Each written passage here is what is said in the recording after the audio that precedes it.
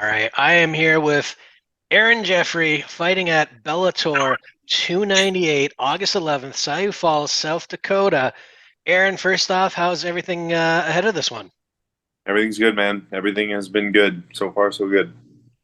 Well, that is great to hear. I mean, you've had a heck of a start to your Bellator run. You come out, you win your first two fights, then you kind of run into John Salter, obviously a former title challenger in the promotion. I mean, what did you take away from that last one? Um, I said it before. Like obviously, there's always holes you can find in your game. There's things to improve, like technical details and whatever. Coming off a win or a loss, like even the last two fights were pretty good, but we went back and found things to work on. Um, this one, I don't know. This one, I just put it on me, man. I just kind of shit the bed. I didn't fight the way that I know I can. And I don't know, maybe it lit a fire under me a bit or something, but I'm just very confident that I'm never going to let that happen again. Well, you win or you learn. Obviously, you've learned some stuff. Were you surprised to see him announce his retirement after that fight? Nope, not really. I thought I was going to retire him in a very different way. I didn't think he was going to lay on top of me for 15 minutes and then retire. I thought I was going to kick his ass and then he would retire. But no, I knew he was coming up on the end of his career. Good on him that he goes out with a win. Well, regardless of that last one, like I said, you've had a great start to your Bellator run, and you are a fighter who we were waiting for quite a while to hit the big leagues. I think a lot of people had their eye on you, and on Niagara Top Team now as well. I mean, it's kind of blowing up, and obviously, last month you had Jasmine go out in Vancouver, pick up a big win. Mike Malott and the other Canadians there as well. So kind of feels like there's some momentum behind Ontario MMA right now. Do you kind of feel that going into this? For sure, man. Yeah. We even like we have guys coming out to check out the gym, like other Canadian fighters that are traveling out here to train. A couple middleweights came out recently. Actually, one guy came out, I think it was probably last year, trained for a bit. Another guy came out earlier this year and he decided to make the move. He just packed up all his stuff from BC and him and his girlfriend are driving here this week, actually. So hopefully that kind of thing continues to happen and we can be kind of like a hot spot kind of super gym here in Canada. Well, that's very cool because there aren't a lot of big gyms in Canada. I mean, there's obviously TriStar in Montreal, but that would be very cool. What's kind of the key behind all this? What's the secret to the success? No secrets, man. It's probably the same thing any other big gym would say. Like if you ask one of the coaches or fighters, like you work hard. That's it. I mean, there's only so much information out there. Like most coaches are coaching the same shit. Like there's no secrets. There's not like any secret moves that we have or anything. Guys are consistent. We show up every day. We work hard. Our coaches are there. They work hard, and that's it, man. That's really all you can do. Well, it is still very, very cool to see. And I'm just curious, before we get to the fight, are you getting more love back in Tilsonburg these days? Um, the downtown Tilsonburg Instagram page followed me a little while ago, so that was big. Very cool. Um, Yeah. Talk to me about this matchup. Dalton Rosta obviously is an imposing physical specimen, and I think over his last few fights, he also showed he can go to the distance as well. So, what are you expecting to see from him come August 11th? Yeah, I think he's going to come out hard. Like you just said, he's a big dude, imposing figure. He's confident for sure. He's undefeated, and I think he's gonna come out hard. And maybe he expects to put me away. I saw him saying in an interview he thinks he's gonna finish me, but I don't think he's fought anyone that is anywhere near my level. So I don't think this is the fight he thinks it's gonna be. Obviously, you prepare for technique. Can you prepare for something like strength when you're going up against a guy who's bigger and stronger? I mean, how do you prepare for something like that? Yeah, he's not bigger and stronger, man. I'm the biggest and strongest guy, so I don't need to worry about that. But I don't know, man. I've never been in a fight and felt outstrength by someone. I've never gotten to the cage and thought like, oh, fuck, this guy's way bigger than me. So, no, No, I don't know. It's not on my mind that much. I did like a big chunk of my training camp with Impa, who's in the light heavyweight tournament fighting this week for PFL, and I held up fine against him, and he's fighting at 205. So I think I'll be okay.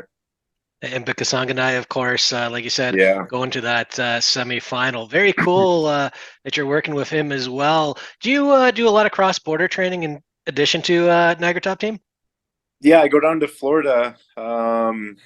It's like just about half the year now. I think in the last year I was down there for 5 or 6 months. So yeah, I'm there quite a bit. Good stuff. Now, one question I wanted to ask you. I mean, you're looking to rebound from that loss to John Salter. Obviously, he was a top name in the middleweight division. Where do you think a win here puts you, given you'd been on a two-fight win streak prior to that in Bellator, or is it too soon to even start thinking about that stuff? Yeah, it's too soon. I mean, like it doesn't matter right now all that much to me. I need to win this fight. Like that's the only thing on my mind. So I don't know. He's ranked number four, so I'll say it puts me at least number four. But yeah, I just got to focus on this one for now. Absolutely. I will ask you to take one little side trip as well, though. Johnny Eblin is fighting Fabian Edwards in September. Obviously, that is for the middleweight title, and you are in that division. How do you see that fight playing out? I think Eblin's going to take it. I think he is more well-rounded. I think Edwards is a really good striker, but I think Edwards or Eblin is like a more complete fighter, and I think he'll probably grind him out and use his wrestling to get the win. You know, when you're looking at fights like that, I know you want to focus on the one in front of you. Is it hard not to kind of do the what ifs in your head, how you would match up with some of these guys? For sure, man. I think we all do that as fighters. Like I can be watching regional scene stuff, CFFC, LFA, whatever, even like smaller promotions. I go to corner my buddy at a promotion. There's a middleweight fight. I'm kind of watching it a bit more closely because you could end up fighting any of these guys.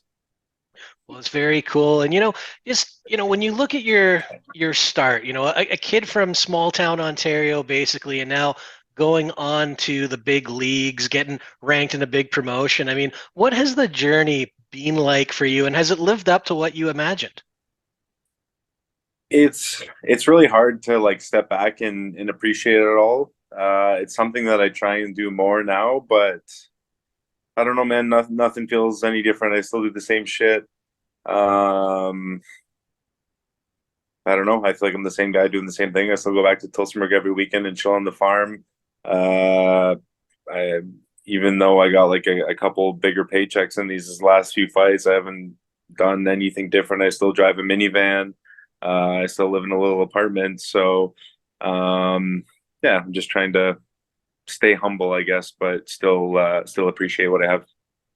And still rocking the mullet too. Outside of yourself, who has the best mullet in sports? In fighting, let's say. Ooh, that's a tough one. I'm gonna say my buddy from Vegas, Johnny Parsons. He just picked up his first UFC win too, and his hair was looking mighty fine. It definitely was. I was going to say Ricky Simone had a good one for a while, but I think he chopped it, unfortunately. Um, there's a lot of interesting stuff going on in the fighting world right now. But before we get to that, I just wanted to ask, I mean, if all goes well in this fight, do you kind of have a roadmap for how you want the rest of the year to play out? Are you hoping to get one more in? I would love to get one more in. I don't know exactly what's happening with Bellator. I'm sure you've seen shit online. Like nobody really knows. Are they getting bought? Are they dissolving? What's going to happen? I'm not sure how many other shows they have booked after this one. So I don't know what's going to happen, but I would love it if Bellator sticks around, and I would love to get another fight this year. And that was what I was going to touch on when I said there's a lot of big stuff going on right now. We've all heard the rumors. Scott Coker confirmed them. It's a tough situation because you've got fighters and even promotion employees who don't know really what the future is going to bring. But do you kind of try and tune it out? When you just focus on the fight, or how do you approach it? For sure, man. That's all I can do. I mean, even if Bellator said like immediately after this Sioux Falls card we're dissolving, still the best thing for my career is to win this fight. whether it's to move up in the Bellator rankings or to look good for anyone else that's picking up fighters. That like the goal is the same for me, and yeah, that's the best thing I can do right now is just win this next fight. Well, looking forward to the fight, hoping that it all works out for everyone involved. And, I'm going to ask you one more before I let you go. And I thank you again for the time today, Aaron. Just give us a prediction for this fight against Dalton Rosta, August 11th. How do you see this finishing up? I think I'm gonna smoke this guy. All right. Well, I am looking forward to it. Love seeing you represent Canadian MMA. Love seeing you represent the Niagara region in Ontario. Best of luck in the fight. Thanks very much again for the time today. Thanks, bro. Appreciate it. You're welcome. Thanks, guys. You have a great day.